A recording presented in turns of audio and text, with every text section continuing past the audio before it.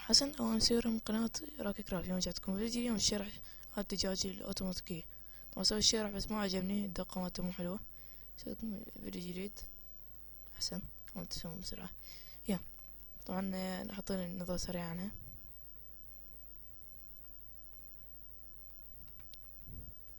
يا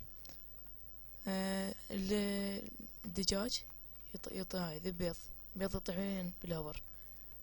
بعدين يروح من الديسبنسر، إذا طاح شي بالديسبنسر الكمبرتر يشتغل يعطي إشارة للريبيتر. الريبيتر راح يعطي إشارة للدستون هذا يشغل الديسبنسر. شي راح يطلع دجاجة. طبعا دجاج نص بلوك. شو سوته؟ تحط سلاب، بعدين الدجاج قبل تصير فوق من تكبر تموت. ترى يعني يجيلك دجاج مشوي، تحط فوق هوبر، بعدين فوقها هاي ستاب. طبعا الستاب يعبر بالهوبرات. هالشي يجينا دجاج. يا أول شي محتاجينه ديسبنسر، وعشان شوي مكان عالي.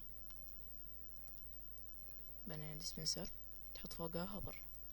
طبعا مو ولا مكان عالي بكيفك انت، مو انت تحطها، انا من الشرح. شو تسوي؟ تحط منها بلوكات، بلوكات بلوكات منامين. نعم. يب. بعدين نجيب سلاب من هنا.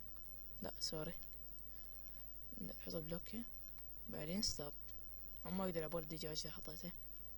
طاقش كم دجاجة؟ لا تحط واي، لا تحط واي كيفك، لا مو عايش قوي. شو تسوي بعدين؟ تحط سلاب على الحرق، تكسر البلوكة، تحط هنا قزاز، هنا قزاز، هنا قزاز، وهنا همين.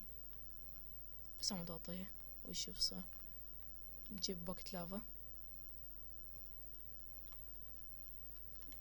تكسره. تضغط شيفت بعدين تحط ضمة. هسه لحد الآن انتهى خطوة مال البدايات. هسه خطوة الريدستون. حط من جو هنا شوية بلاتفورم بعدين هنا. هسه شو تسوي؟ تحط الكمبرتر على ظهره، لا كمبرتر على ظهره. بعدين ريبيتر، تجيب ريبيتر،